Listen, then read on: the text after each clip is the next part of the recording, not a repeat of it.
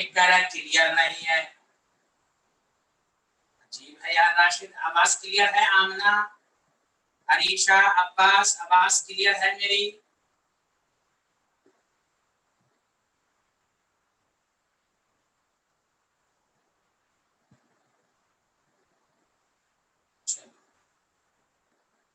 चलिए, हम लोग ने थर्मोडायनेमिक्स पर क्वेश्चंस किया था, सारे लोग ध्यान दें कि अभी बस 2 मिनट एक थ्योरी को रिवीजन कर लेते हैं, फिर उस पर क्वेश्चंस करेंगे। देखिए, थर्मोडायनेमिक्स में सबसे इंपॉर्टेंट टॉपिक है एडियाबेटिक प्रोसेस और एंट्रोपी। ये दोनों को अच्छे से समझिए, एडियाबेटिक एंड एंट्रोपी। बाकी सब जनरल कांसेप्ट है, कोई ज्यादा टफ क्वेश्चन नहीं आता। देखिए, एडियाबेटिक में क्या क्या पूछा जा सकता है, आप रिवीजन करिए, फिर मैं इसी पर लगातार क्वेश्चंस कराऊंगा। देखिए, एडियाबेटिक की क्या पहचान है, तो आपको मालूम है फर्स्ट लॉ ऑफ थर्मोडायनेमिक्स से डेल्टा यू से प्लस डब्ल्यू, डेल्टा यू से क्या कहते हैं डब्ल्यू, और डब्ल्यू से क्या होता है एन, ये डेल्टा यू क्या होता है एन सी माइनस टी। और आइडियल गैस, आपको मालूम है आइडियल गैस के लिए डेल्टा यू का फार्मूला किसी भी प्रोसेस में हो सकता है। एक तो ये वर्क डन का फार्मूला याद रखिए ideal gas, this is very very important, समझा कि नहीं? This is very very important. पहली बात, वर्क डन डायरेक्ट क्वेश्चन नहीं तो आता है वर्क डन का फार्मूला, ठीक है? अच्छा, अब इसको हम दूसरे फॉर्म में भी कन्वर्ट कर सकते हैं, हम दूसरे फॉर्म में भी कन्वर्ट कर सकते हैं।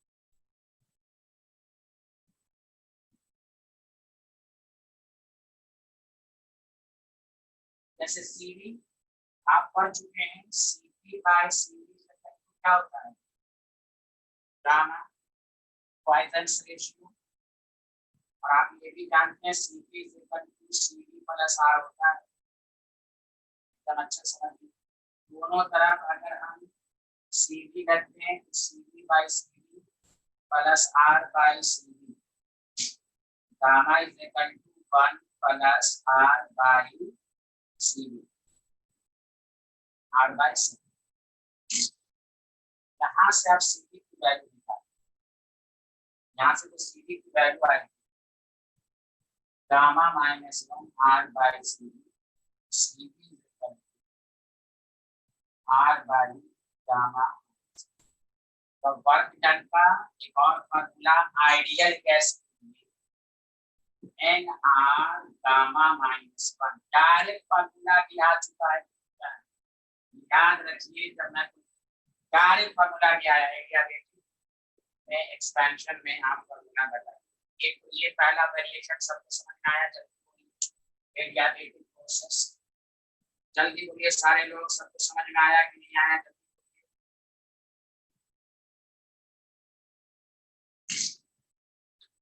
कमेंट तो कीजिए वो लोग। हाँ, ये आपको डायरेक्ट गामा पॉइजन से कैसे सीपी आपको मालूम होना चाहिए, तो हम बता देंगे क्वेश्चंस के दरमियान।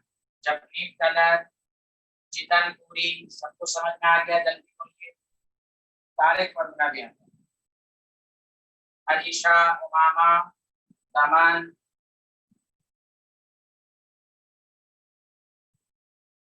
बताइए क्या आप लोगों ने,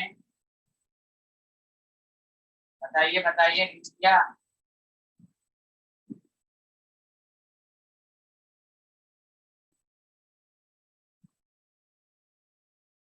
हाँ, जब नीट कलर समझ में आया, चितन पूरी, नबीला सूफिया, नासिर शबानी, रजा अब्बास, समझ अहमद, समझ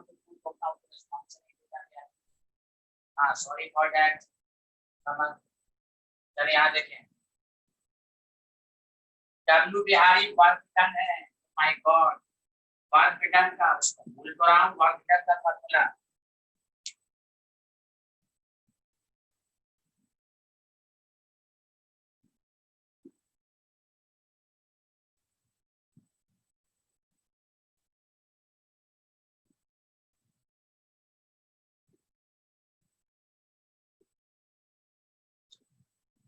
अब आइए एक और रिवीजन कर लीजिए, वीडियो हो गई कि क्या प्रोसेस में वर्क डन का क्या। अब देखिए बहुत टिपिकल क्वेश्चन, आप देखिए कंसेप्ट समझ लेता अच्छे से। वर्क डन का formula NR gamma -1 T2 -T1। हमेशा याद रखिएगा एडियाबेटिक प्रोसेस में सब कुछ दे देगा। जब भी फाइनल टेम्परेचर कहे निकालने के लिए, फाइनल टेम्परेचर सब कुछ दिया हुआ, एक मिसिंग डाटा है T2 निकालना है, याद रखिए। उसके लिए देखना पड़ेगा कि वो रिवर्सेबल है या इररिवर्सेबल। मैं दोबारा रिपीट कर रहा हूँ, सब कुछ दिया हुआ है, आपको T2 मालूम नहीं है। फाइनल टेम्परेचर के कैलकुलेशन के लिए आपको मानना होगा कि वो प्रोसेस रिवर्सेबल है या इरिवर्सेबल। फर्दर और से सुनो, एडियाबेटिक रिवर्सेबल प्रोसेस, ये सारी चीज तुम फिजिक्स में भी पढ़े हो। इसमें पहला relation P gamma 1 is equal to constant, ये पढ़े हो।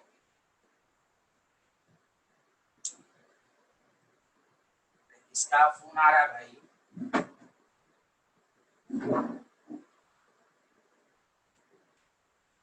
ध्यान रखिए, V1 गाना आया था क्या सब तुम लोग के पास कान में? इसने गाना चालू कर दिया भाई, आया था क्या? दूसरा रिलेशन टीवी गामा -1 कांस्टेंट। सच सच बताओ, पढ़े हो ना फिजिक्स में, केमिस्ट्री में भी देगा। अगर वॉल्यूम और टेम्परेचर का रिलेशनशिप है, ये दोनों लगाकर तुम T1 V1 gamma -1 T2 V2 gamma -1 लगाओगे। तीसरा रिलेशन है T gamma P1 minus gamma constant. ये सब एडियाबेटिक रिवर्सिबल है। जब भी फाइनल टेम्परेचर हो या एक मिसिंग डाटा हो, P1 P2 है, सब कुछ दिया हुआ, P2 निकालना, तो आपको मिसिंग डाटा को मालूम करने के लिए एडियाबेटिक में ये जानना जरूरी है कि वो रिवर्सिबल है या इरिवर्सिबल। यहाँ पर भी क्या हो जाएगा, T1 gamma P1 1 minus gamma P2 gamma P2 1 minus gamma. चलो पहले लिखो, सारे लोग समझ में आया? जल्दी बताइए। चितनपुरी, जपनीत कलर, मेरी आवाज आ रही है आपको? बताइए बताइए, मेरी आवाज आ रही है? जपनीत कलर, चितनपुरी, शमीम, यहाँ तक समझ में आया कि नहीं? प्लीज बताइए। समझ में आ रहा है कि एडियाबेटिक में हम कैसे करेंगे? क्वेश्चन से और अच्छे से समझ में आएगा। घबराए नहीं, एकदम छोटे छोटे क्वेश्चन मैं कराऊंगा भी आपको।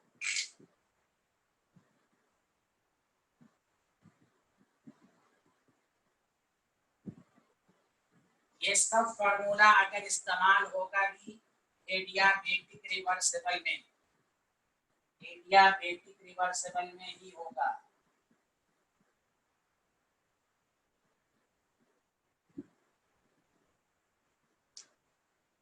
चलिए मिटा दो, लिख लिया सारे लोग?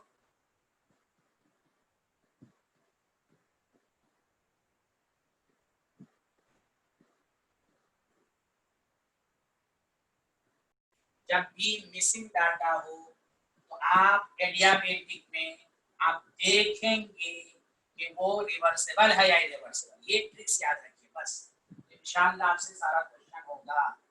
चलिए चलिए, माशाल्लाह, बहुत बेहतरीन। अब मैं एक अच्छा क्वेश्चन दे रहा हूं, आप लोग बनाइएगा, और बहुत आसान क्वेश्चन है, और प्लीज गलती नहीं होनी चाहिए, ठीक है? चलिए सब लोग आंसर दीजिएगा please.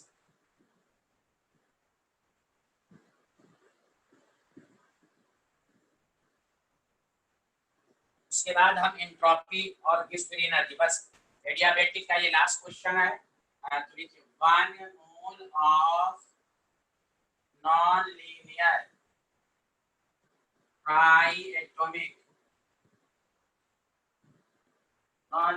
Triatomic ideal gas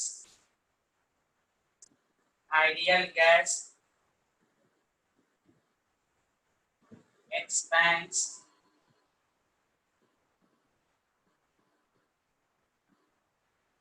abiatically from 16 atm to 1 atm at 300 Kelvin। ये आपको दिया होगा, देख लें अच्छे से। Calculate the work done in reversible process। ये आपको कह रहा है। चलिए आप बना के देखा सारे लोग।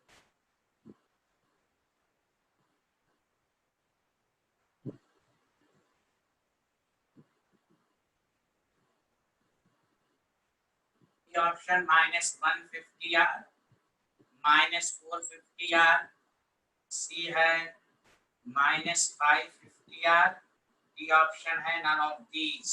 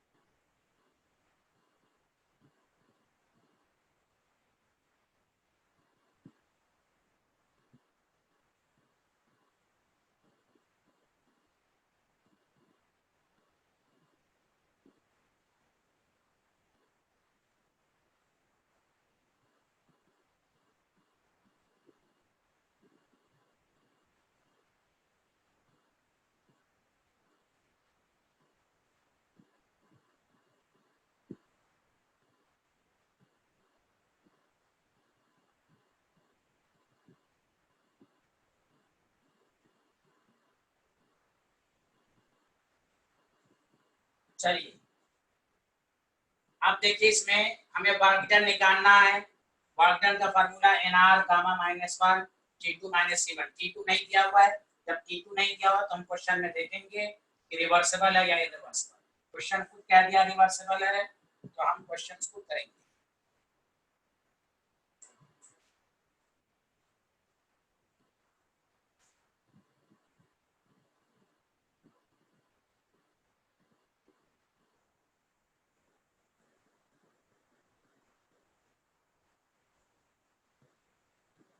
सबसे पहली बात, गामा टी और T gamma P1 minus gamma के रिलेशन से हम निकालेंगे। सबसे पहली बात, सीवी बताइए सारे लोग, सीवी कितना लिखेंगे जल्दी बताइए। Non linear triatomic ideal gas, CV क्या लिखोगे? 3R सही लिखा मैंने। सीवी का क्या फार्मूला है? F translational 3/2R, F rotational 3/2R। Non linear में दोनों 3 होता है, तो आप देखिए फार्मूले में, तो इसको सॉल्व करेंगे 3R। अरे बोलिए ये सबको पहले समझ में आया सीवी ना? नबीला, सूफिया, वरुण सारे लोग बताएं।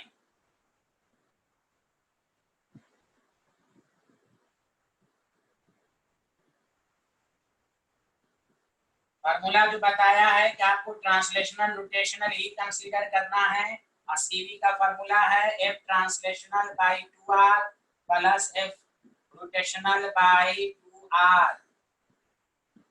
वैल्यू आपको याद रखनी है, ये हो गया। सीपी इज इक्वल टू क्या होता है? सीवी प्लस आर, तो CP is equal to 4R, gamma is equal to 4/3।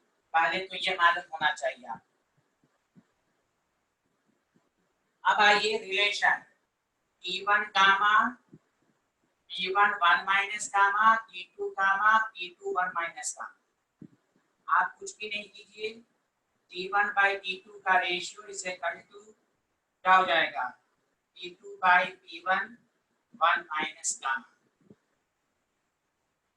इसको ये भी लिख सकते हैं सारे लोग, देखो गामा को हटा दो, P2/P1 1 minus gamma by gamma. T1 300, T2 मालूम नहीं, T2 कितना है? 1/16, 1 माइनस 4/3, 4/3। कैलकुलेशन बहुत आसान है। T2 1/2 के पावर 4, 4 इंटू, देखो सारे लोग, माइनस 1/3 है, और 3 कैंसिल है। हाँ तो क्या हो जाएगा बोलो? 3 बार क्या हो जाएगा?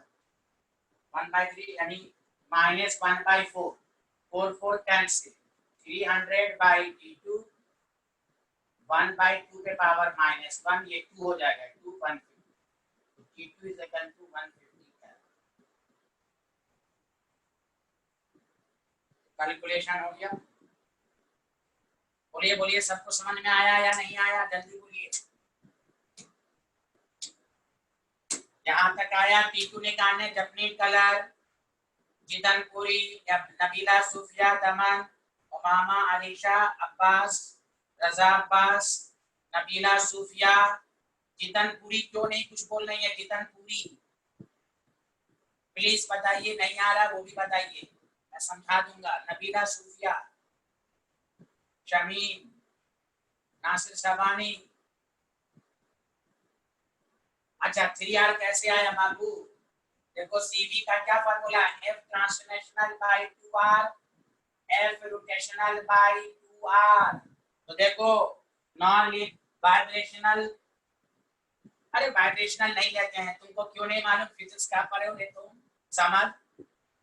वाइब्रेशनल कंसीडर नहीं करते हैं हम, सिर्फ ट्रांसलेशनल रोटेशनल। वाइब्रेशनल एक बच्चा ने सही कहा, बहुत ही हाई टेम्परेचर पर कंसीडर करते हैं, और जब वो क्वेश्चन लिख दे तब। क्या पढ़े हो अब तक? उस वक्त से टीचर बोल रहा है तो पूछ नहीं रहा है। हाँ वाइब्रेशनल अगर लेते भी हैं तो हाई पर, अब वो भी तुमको क्वेश्चन में मेंशन करेगा। आजम सर ने नहीं बताया था तो हमसे पढ़ लेते हैं ना फिजिक्स। हाँ और से सुने भाई, तो मैं बता रहा हूँ उस वक्त से रोटेशनल और ट्रांसलेशनल को मैं दोबारा रिपीट कर देता हूँ। ट्रांसलेशनल रोटेशनल को कंसीडर करेगी, वाइब्रेशनल अगर कंसीडर होता है हाई टेम्परेचर, वो भी क्वेश्चन में मेंशन रहेगा कि कंसीडर द वाइब्रेशनल आल्सो।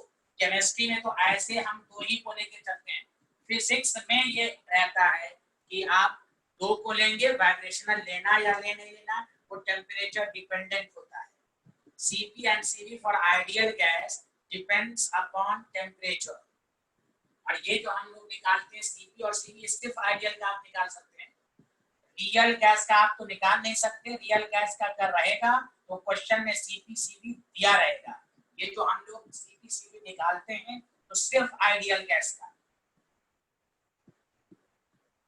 बोलो अब तक कोई डाउट है? समाद और अब्बास जल्दी बोलो, तब मैं आगे बढ़ूंगा। जल्दी बोलो, यहाँ तक क्लियर है?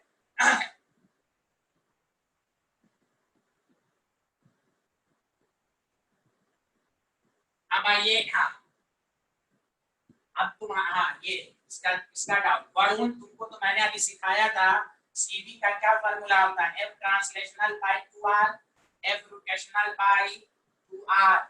तो देखो नॉन लीनियर एटॉमिक का ट्रांसलेशनल कितना होता है? 3/2r। रोटेशनल भी का होता है 3। तो देखो बाबू, वरुण 3r नहीं आएगा, मैं तो करके बताया था।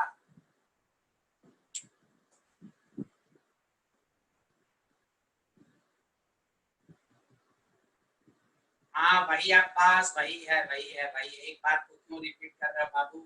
वाइब्रेशनल लेते भी हैं तो हाई टेम्परेचर वो भी फिजिक्स में लेते हैं। केमिस्ट्री में कुछ हाई और लो नहीं, केमिस्ट्री में सिर्फ दो को लेके ही चलते हैं। केमिस्ट्री में तभी लेंगे जब कुछ लिखा रहे तब, केमिस्ट्री में सिर्फ दो ही लेते हैं। चलो उतना कंफ्यूज मत हो। चलो आगे बढ़े, बताइए ये सबको समझ में आया T2 तक?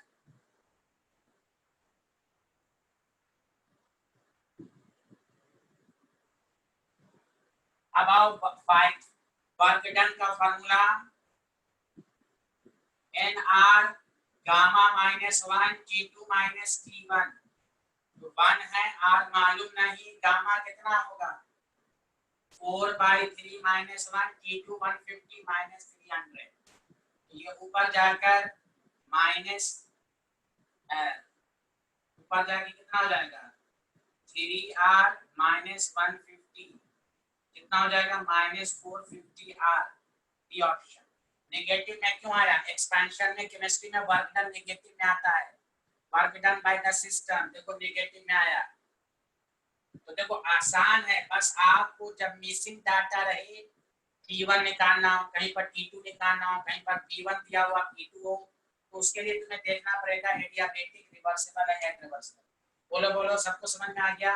अदीला सूफिया जल्दी बोलिए। तो ये फाइनल आंसर आया।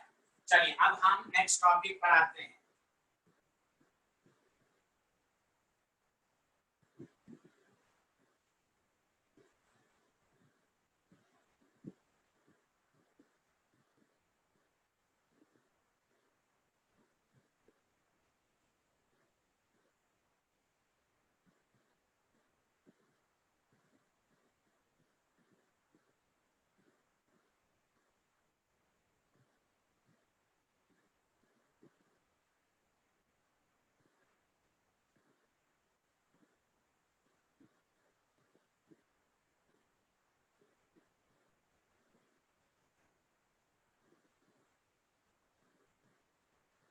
हाँ अफान बाबू, सब कुछ समझ में आ रहा है?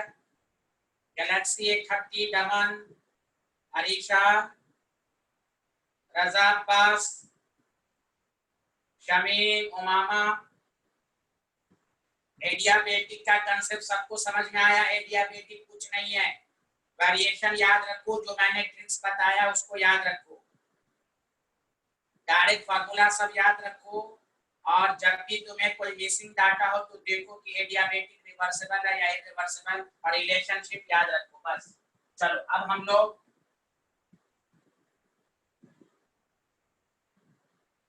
इंट्रोपी से देखो। अब इंट्रोपी क्या होता है सबको मालूम है, रैंडमनेस को कहते हैं। और इंट्रोपी का जनरल फार्मूला क्या होता है जान तो सारे लोग, Q reversible by T।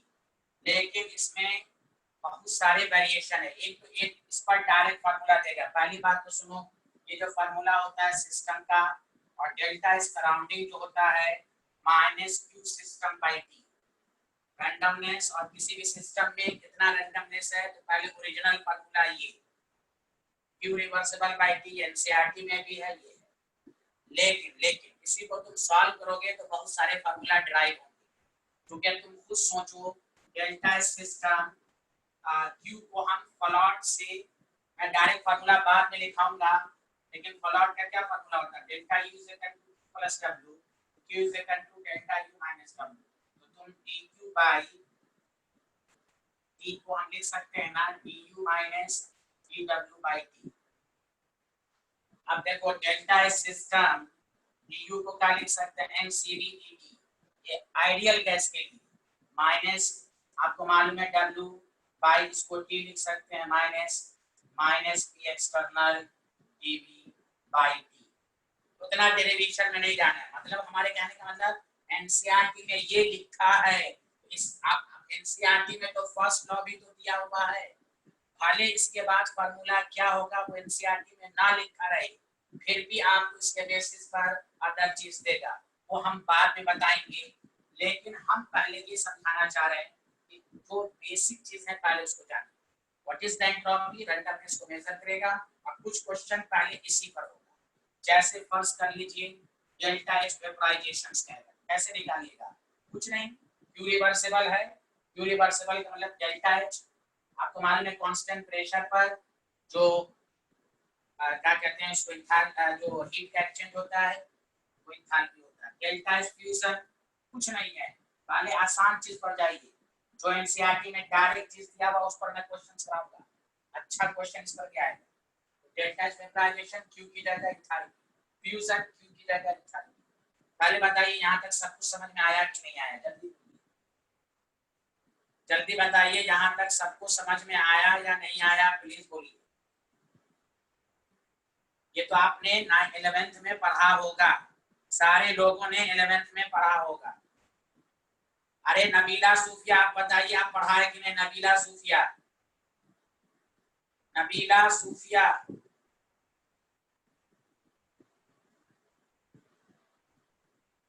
Nabila सूफिया आप बताइए आपने पढ़ा है कि नहीं।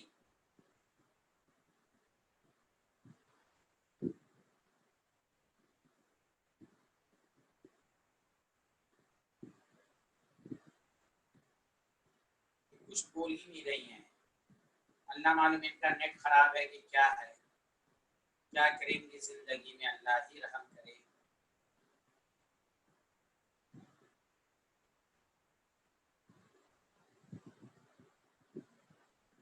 चलिए मैं अब आपको बहुत आसान क्वेश्चन दे रहा हूँ, बहुत ही आसान क्वेश्चन, पहले जो पढ़ाया है अभी जस्ट, फिर इसके ऊपर दूसरा क्वेश्चन कैसे होगा। चलो क्वेश्चन नंबर 1 लिखो, the enthalpy of vaporisation of water is 186.5 kilojoule per mole.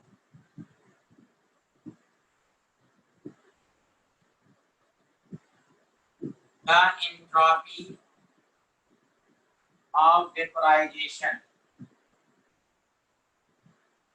E option 0. joule per Kelvin, 0.1 per Kelvin per mole, B option आपके पास दिया हुआ है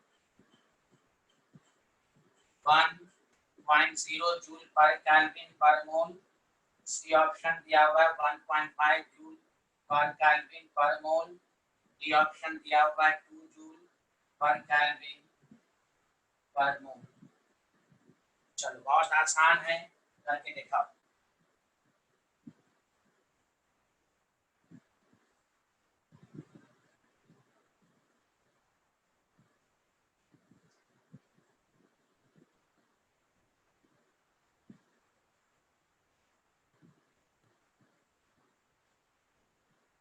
बताइए भाई, ये ऑप्शन आ गया सबका,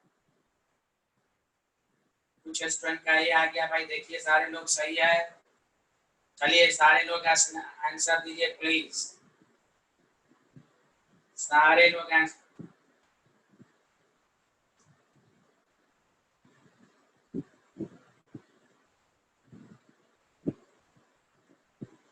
अच्छा अगेन आया none of these, very good very good very good, हो सकता है नन ऑफ दीज हो भाई, एक स्टूडेंट का नन ऑफ दीज आया है। आमना, गैलेक्सी A30, सब लोग आंसर दें।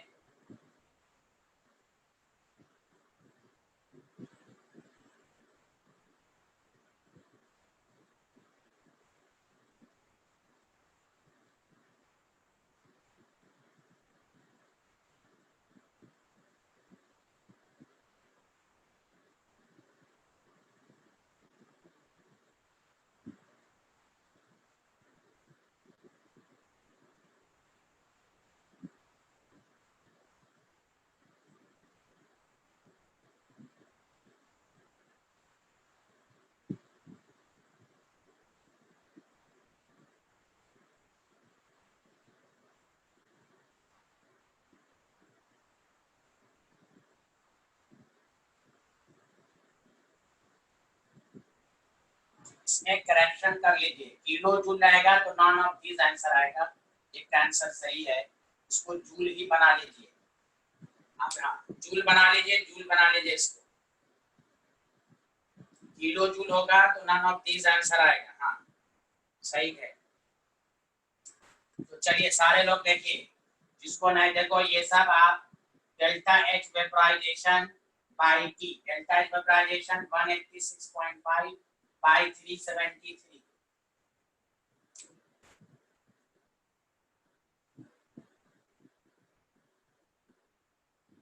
तो आपके पास 186.5 बाई 373 1/10, 5 से कैंसिल, 0.5 जूल पर मोल पर केल्विन। अगर किलो जूल हो तो none of this kilo joule होता है, यहाँ पर 1000 से मल्टीप्लाई करते। चलो सबको समझ में आया ये वाला, सबको समझ में आ गया।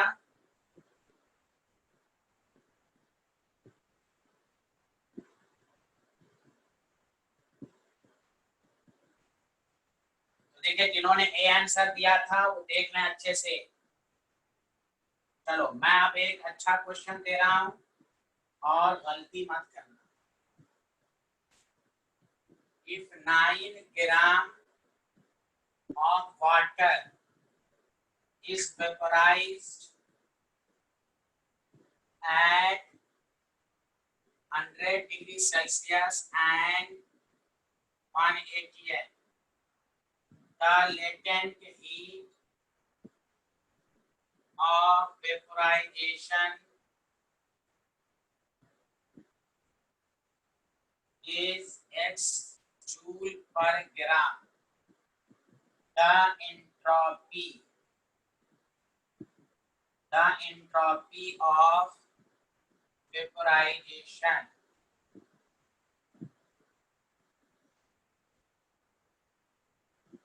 is E option x by 373 joule per mole per Kelvin, B x by 100 joule per mole per Kelvin, C है 18x by 373 joule per mole per Kelvin, 1/2 18x by 373 joule per mole per Kelvin। अभी एकदम basic question ही कराया जा रहा है, आप लोग करके दिखाएं सारे लोग प्लीज। बहुत आसान क्वेश्चन है।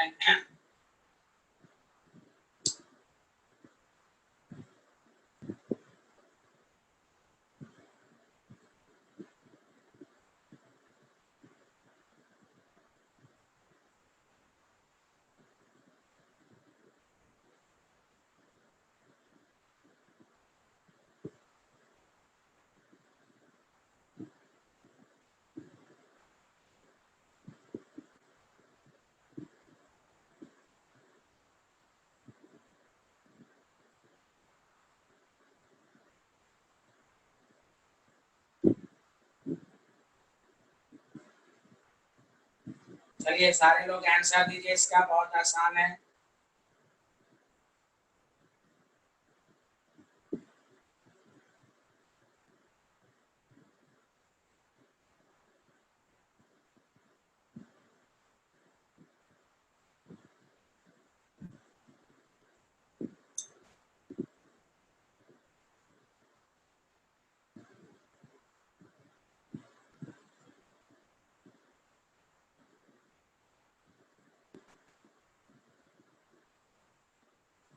आंसर आया भाई, वरुण का आंसर आया ए, और समझ का सब 4 आंसर है डी, राशिद नबी वरुण का ए, तकनीक colour Amna D, Noor Afza.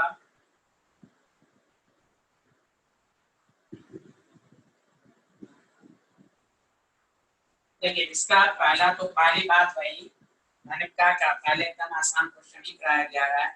Delta S vaporization is equal to delta H vaporization by T. ये कब है, जब कोई भी 1 mole of liquid 1 mole of gas में कन्वर्ट हुआ, 1 मोल के लिए पर मोल। पहला काम तो हम नंबर ऑफ मोल्स निकाल लेंगे, given mass by molar mass 1/2। एक बात तो ये। दूसरी बात, ये बात हमेशा याद रखिए कि यहाँ पर आपको लेटेंट हीट ऑफ वेपोराइजेशन दिया हुआ है। लेटेंट हीट ऑफ वेपोराइजेशन जब दिया हुआ है और हमें एंथैल्पी निकालनी है। एक रिलेशन याद रखिए हमेशा, लेटेंट हीट तो होता है, वो याद रखिए, enthalpy delta H by molecular weight. ये याद रखिए हमेशा, हमेशा याद रखिए। जैसे याद है आपने सॉल्यूशन चैप्टर में केबी का फार्मूला दिखाया जाता है ना, MAR E0 का whole square 1000 into delta H vaporization. याद आया कि नहीं? तो कहीं कहीं पर आप क्वेश्चन देखिएगा, MA बाय, तो देखो कहीं कहीं पर वेपराइजेशन MA गायब रहेगा और यहाँ पर लेटेंट हीट डेल्टा एच जो हो जाएगा यहाँ पर वो 18x हो जाएगा। लेटेंट हीट दिया हुआ है मोलर मास, ये एक वहां कहीं कहीं पर MAR वेट दिया जाएगा, ये काट के लेटेंट हीट लिख देता है। लेटेंट हीट जब यहाँ पर लिखेगा तो क्या हो जाएगा? Delta H vaporization by molecular weight ऊपर चला जाएगा।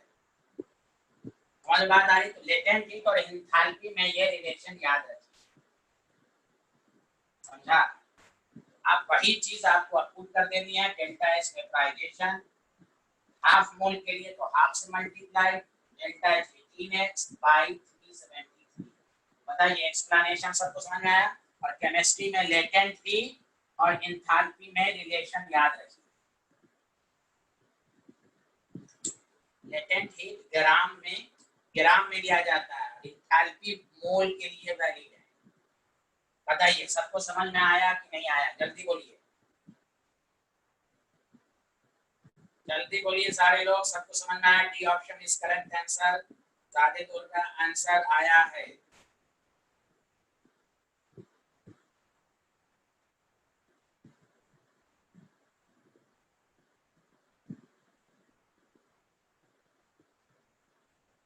क्लियर है सबको? बताइए प्लीज।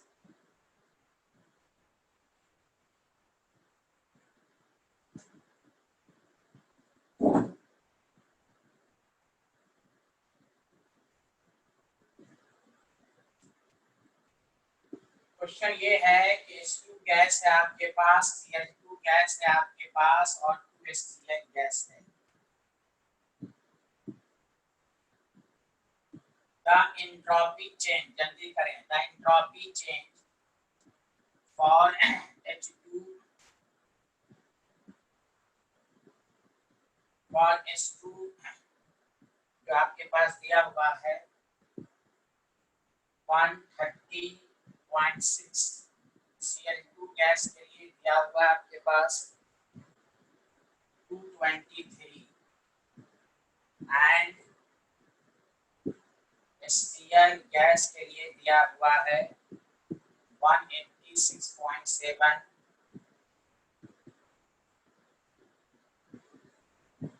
जूल पर kelvin. Calculate the entropy change for reaction। ये सब डायरेक्ट एनसीईआरटी में क्वेश्चन नहीं है, लेकिन कंसेप्ट तो एनसीईआरटी में है, तो हम आपको बताएंगे, समझा कि नहीं? इसलिए ये ऑप्शन 540.3,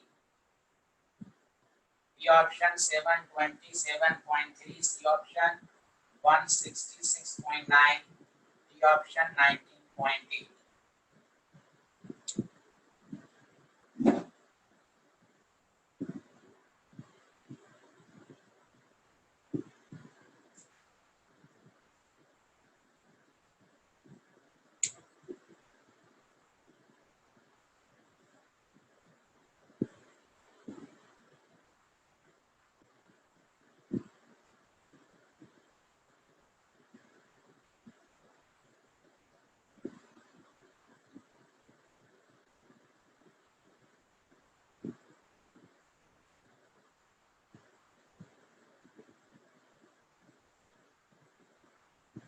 चलिए बताइए बताइए जल्दी से।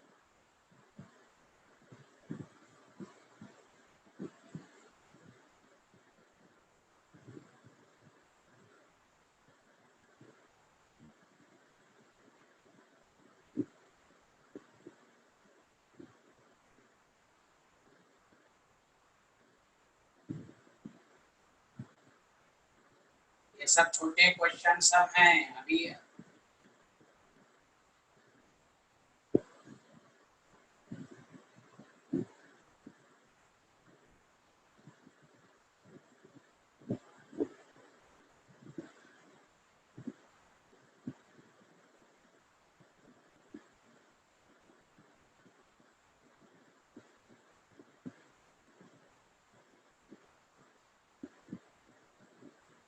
ये ऑप्शन इसका है। देखो अब एग्जाम में एनसीईआरटी में नहीं लिखा हुआ है delta S is equal to S final minus S initial. और फॉर केमिकल रिएक्शंस के लिए याद रखिए छोटे छोटे क्वेश्चन सब हैं। Delta S reaction sum of enthalpy of product minus sum of enthalpy of reactant. आपको 2 into HCl का दिया हुआ 186.7 माइनस हम दोनों को जोड़ देंगे X2 plus Cl2 23 plus 130.6 solve कीजिएगा 19.8 आएगा। बताइए तो ये आपको आया कि नहीं, सबको समझ में? जल्दी बोलिए, सबको समझ में आया? बहुत आसान था ये।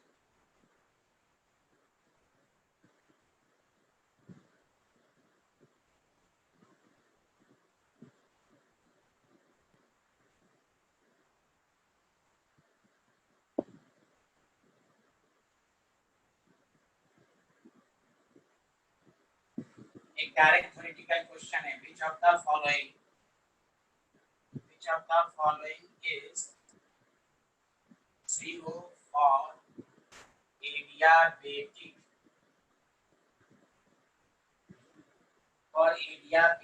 expansion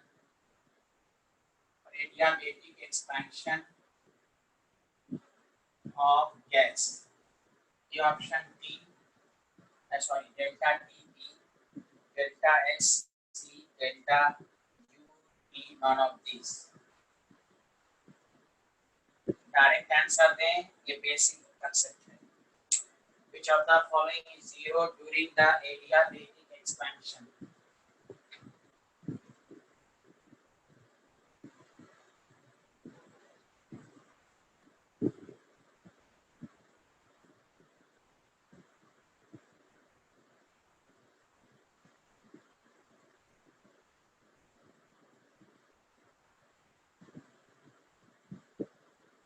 सारे लोग आंसर दें, फटाफट आंसर दें।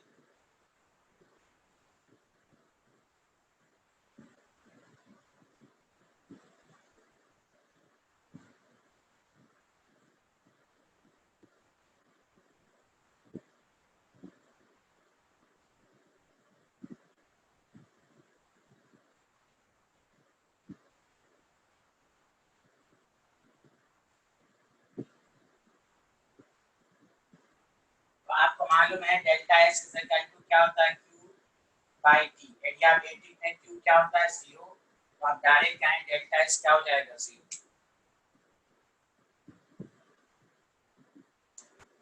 ये बहुत ही, ये भी थोड़ा सा थ्योरेटिकल है लेकिन आप ध्यान दें।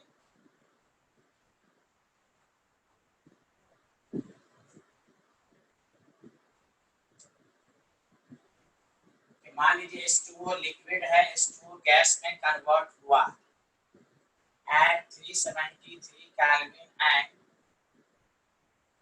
1 atm pressure। ठीक है, which statement is correct?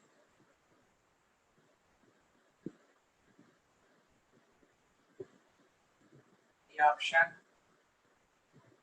delta S system less than 0, delta S surrounding less than 0. The option delta S system greater than 0, delta S surrounding greater than 0. C option delta S system greater than 0, delta S surrounding less than 0.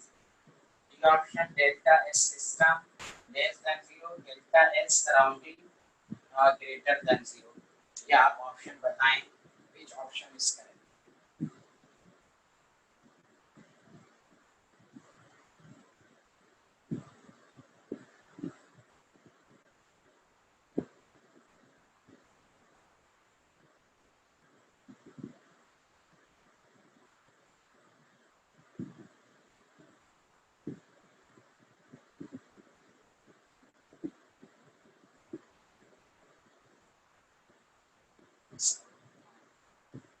चलिए चलिए जितनपुरी सब लोग answer दें please.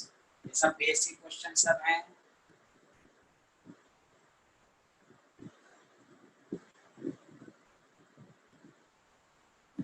Ashif का सी आया।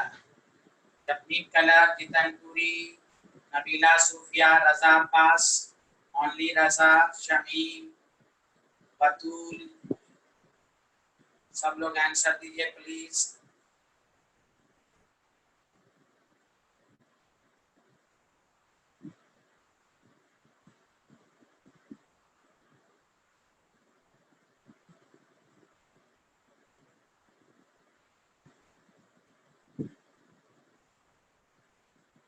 Okay okay,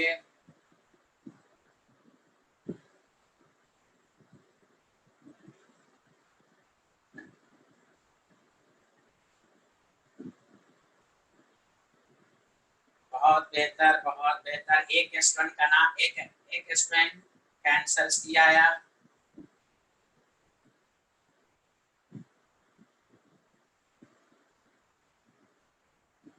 अरे Galaxy 830 तुम्हारा answer क्या है? जितनपुरी आपका आंसर क्या? आपका कोई रिस्पांस नहीं आ रहा। जितनपुरी,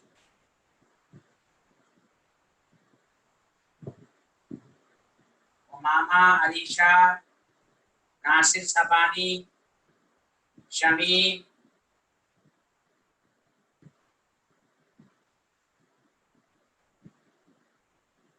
ओके। हाँ देखिए ये सी ऑप्शन इसका है। और से सुने अच्छे से, ये याद रखिए हमेशा कि H2O लिक्विड से गैस में गया। आपको हमेशा याद रखना है कि देखिए लिक्विड से गैस में जब भी जाया जाता है तो आपको मालूम है रैंडमनेस इंक्रीज होता है। सबको मालूम, कोई टफ क्वेश्चन नहीं था। बस इस पर ध्यान ये देना है कि अब सराउंडिंग का क्या होगा। तो आपको मालूम है कि 100 डिग्री जब लिक्विड से जब गैस में हो रहा है तो 100 डिग्री है, और यहाँ पर ये इक्विलिब्रियम पर है। और इक्विलिब्रियम का मतलब ये है, ये याद रखिए और सुनिए इसका एक्सप्लेनेशन। जब ये लिक्विड से गैस में कन्वर्ट होता है, ये boiling point at 100 degree Celsius, और ये किसमें होता है? इक्विलिब्रियम। बॉइलिंग पॉइंट इक्विलिब्रियम पर ही जब वेपर प्रेशर में कंसर्न। डेल्टा एस टोटल होता है, समझा कि डेल्टा एस टोटल इक्विलिब्रियम पर सबको मालूम है क्या होता है सी। इसलिए delta S system greater than 0 और delta S surrounding less than 0।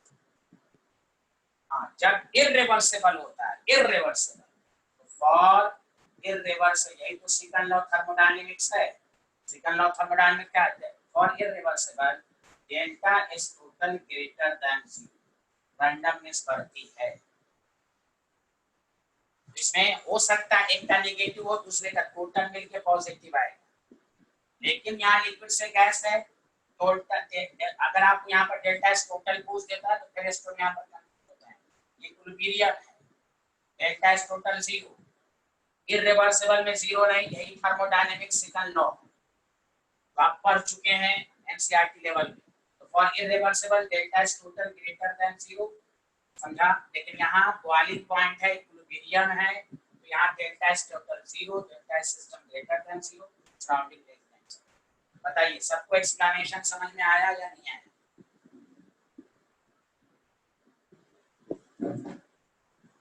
Explanation समझ में आया या नहीं आया? जल्दी बताइए प्लीज।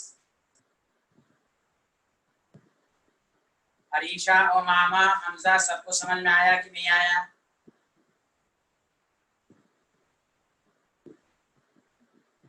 अब मैं एक क्वेश्चन दे रहा हूँ, ये तुम लोग अपने से बनाओ, ये स्टैंडर्ड ऐसे आसान है लेकिन एनसीईआरटी में डायरेक्ट नहीं है, लेकिन अगर पढ़े होगे तो जरूर कर दोगे। The entropy change for 2 mole of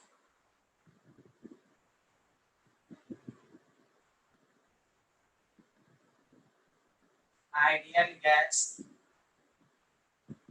in reversible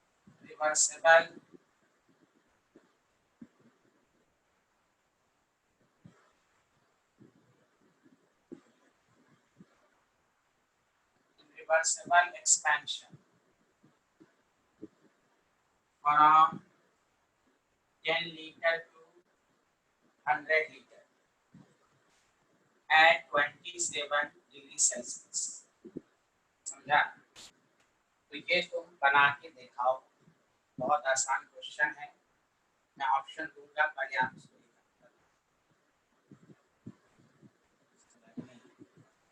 इन एक बात लिखिए ना, in isothermal reverse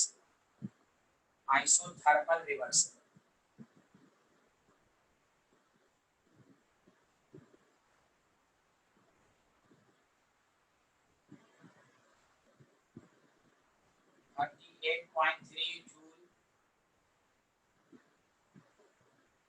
per mole per Kelvin, B option 32.3 joule per mole per Kelvin, C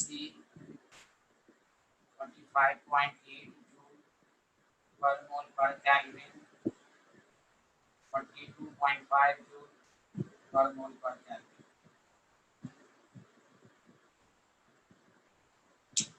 तो ये बना के दिखाइए सर।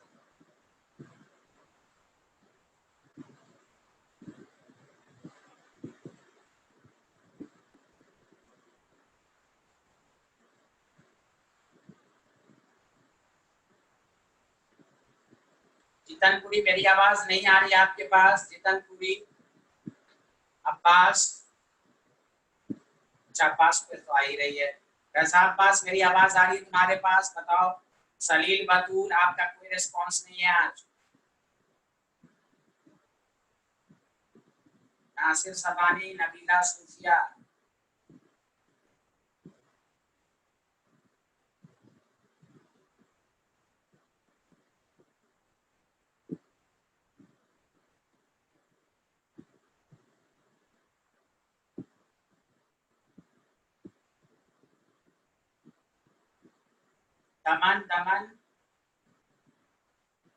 दमन समझ में आ रहा है कि नहीं? जितनपुरी आपको भी, अरीशा आप बताइए समझ में, सलील बतूल आप समझ में आ रहा है कि नहीं?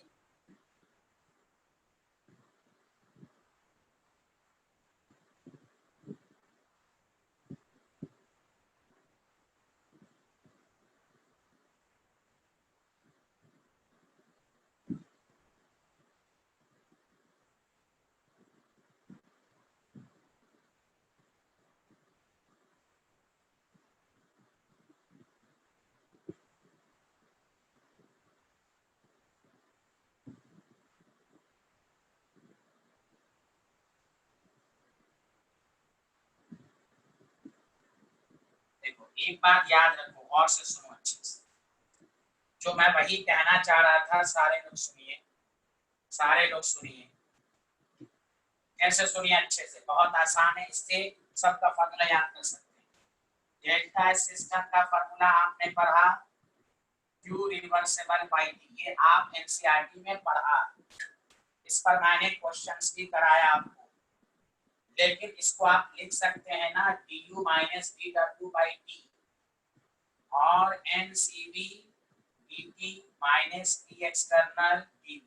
हमको डेरिवेशन नहीं बताना है, ये सब आपके सिलेबस में है, इसलिए आप डेल्टा एस का जनरल फॉर्मूला तो ये याद रखिए, दूसरा डेल्टा एस सिस्टम और आइडियल गैस के लिए सब मैंने कहा जाता है थर्मोडायनेमिक्स में ज्यादातर 99% जो क्वेश्चन पूछा जाएगा वो सिर्फ आइडियल गैस और उसी का फार्मूला लिखा रहता है। जब आप सॉल्व करेंगे तो NCV ln T2/T1 plus NR ln V2/V1 log, या इसको ऐसे भी लिख सकते हैं, अगर लॉग हटाना है तो 2.303 NCV तो log 10 लिख दीजिए, T2/T1 plus 2.303 NR log V2/V1।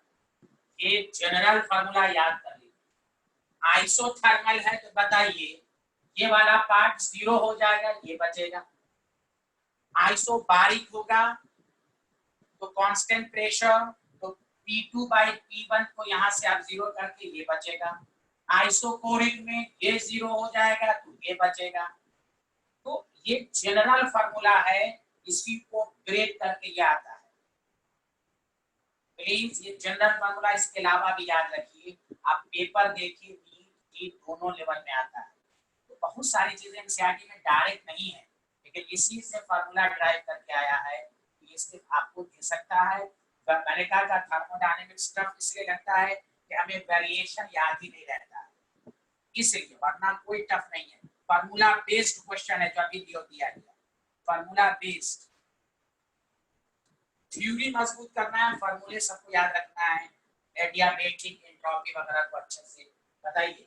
सबको समझ में आया कि नहीं, जल्दी बताइए। ये आपके पास है। अब यहाँ पर लिखा हुआ देखिए आइसोथर्मल रिवर्सिबल, तो आइसोथर्मल में T1 इज इक्वल टू क्या होता है T2, तो ये 0। तो एक एनसीईआरटी का ये फार्मूला आपको तो याद है, उसके अलावा ये जनरल फार्मूला याद है। आइसोथर्मल का ये वाला पार्ट 0, क्या बचेगा, डेल्टा सिस्टम, जब ना लिखा है तो सिस्टम ही पूछा जाएगा, क्या हो जाएगा 2.303 NR log V2/V1, 2.303 to 8.314 log 100/10 cancel, 2.303 2 into 8.314 log 10 कितना होता है, log 10 होता है 1। अब इसको मल्टीप्लाई कीजिए और ऑप्शन देखिए आपको मिल रहा है या नहीं। ये आपके पास 2.303 समझा कि नहीं, इनटू 2 इनटू 8.314, ये आपके पास आएगा 38। पहला ऑप्शन कितना था, पहला ऑप्शन कितना दिया हुआ था बताइएगा,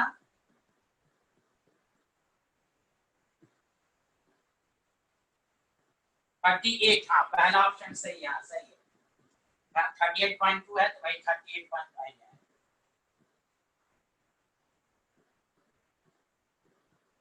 बस थर्मोडायनेमिक्स में जब आपको फॉर्मूले ही याद नहीं रहेगा इसलिए आपको टफ लगता है, बाकी कुछ नहीं है। इसी से ये फॉर्मूला ड्राइव किया गया। बताओ वरुण, अरीशा, अब्बास, जितनपुरी, तमन, शमीम, सलीम बतूल, सबको समझ में आया कि नहीं आया, जल्दी बताइए, जल्दी बताइए आया कि नहीं आया।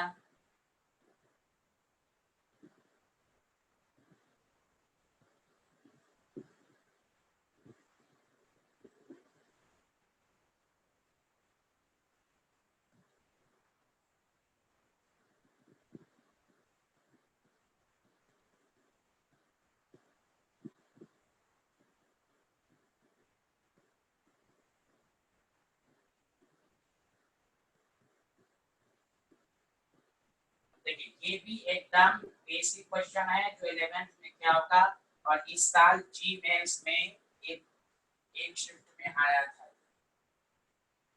तो वो क्वेश्चन क्या है,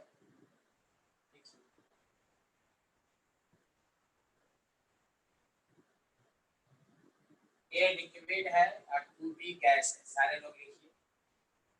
आपको डेल्टा यू जो दिया हुआ है 2.1 किलो कैलोरी ये दिया हुआ है, और डेल्टा एस जो दिया हुआ है 20 कैलोरी पर kelvin at 300 kelvin. Find the value of delta G in kilocalorie, ये आपसे पूछ रहा है।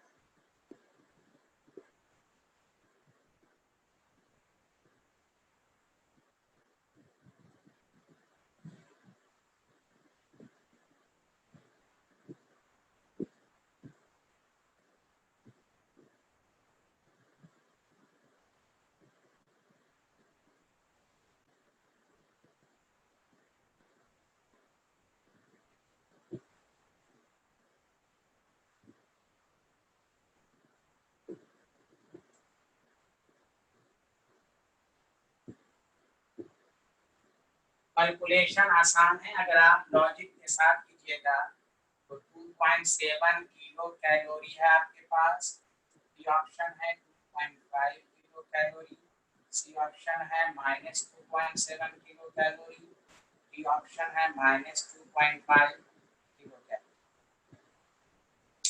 ये साल जी मेंस के एक शीट का क्वेश्चन है। Delta G is equal to delta H minus T delta S, सारे लोग पढ़े हैं, बना के देखेंगे।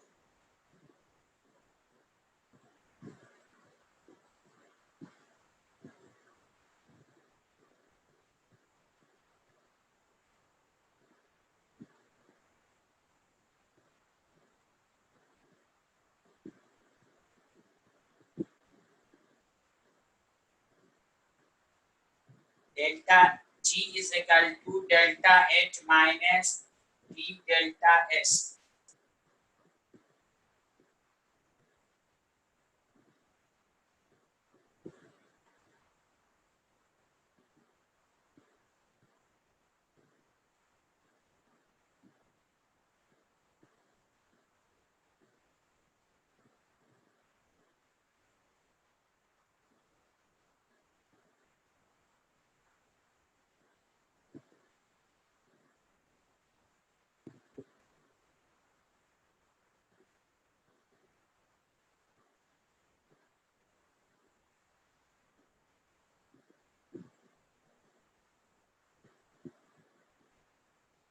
ओके ओके ओके ओके, चलिए मैं बताता हूँ।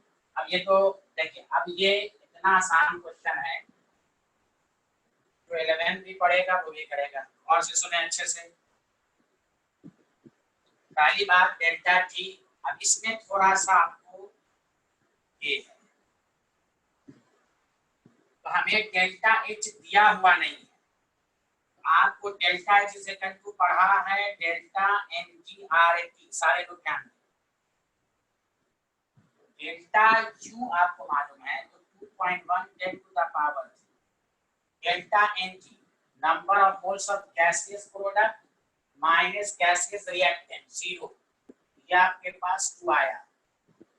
आर की वैल्यू 2, यार आर की वैल्यू कैलोरी में जानते हैं, सब लोग पढ़ चुके हैं, 2 होता है। तो आर की वैल्यू 8.314 होती है कब, जूल पर मोल पर कैलोरी, लेकिन आर की वैल्यू 1.99, मतलब इसीलिए कहते हैं ना सारी वैल्यू याद होनी चाहिए। इसलिए देखिए एग्जामिनर क्यों दिया यहाँ पर कैलोरी में, इसलिए ये कैलकुलेशन में आसानी।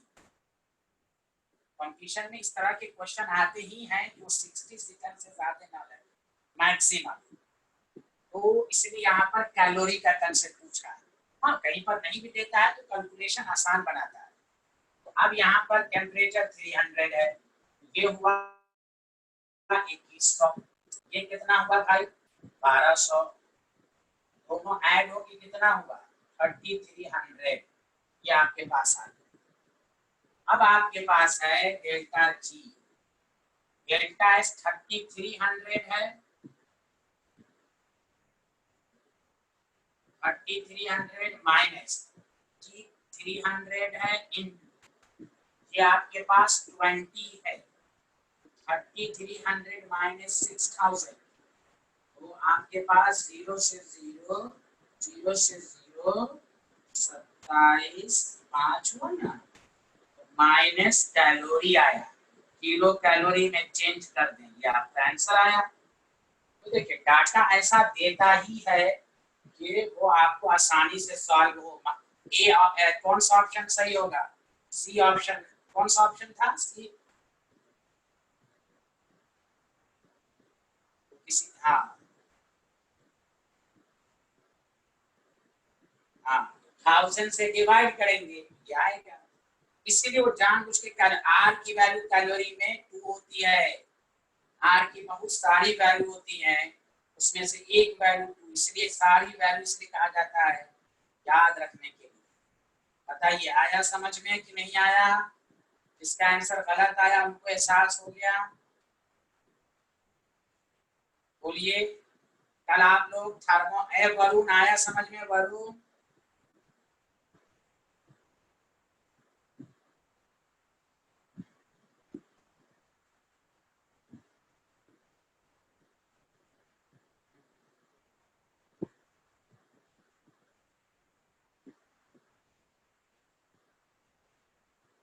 कि कल आप थर्मोकेमिस्ट्री पर क्या आएगा, कल वाला और आसान है, heat of formation, neutralization, combustion, ये सब देख कर आइएगा। कल लास्ट क्लास होगी थर्मोडायनेमिक्स की, तो उसमें आप heat of combustion, heat of neutralization, heat of formation, ये 3 चीज पढ़ के आइए। समझा कि नहीं, जो आपको एनसीईआरटी में दिया हुआ है। और बाकी डेल्टा डी पर एक दो क्वेश्चन और करेंगे। ये पूरा रिवीजन हो गया।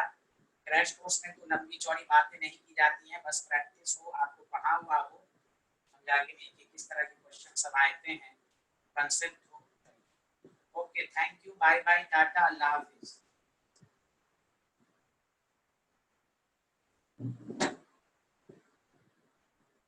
ओके, चलिए कल मुलाकात होगी। Thank you.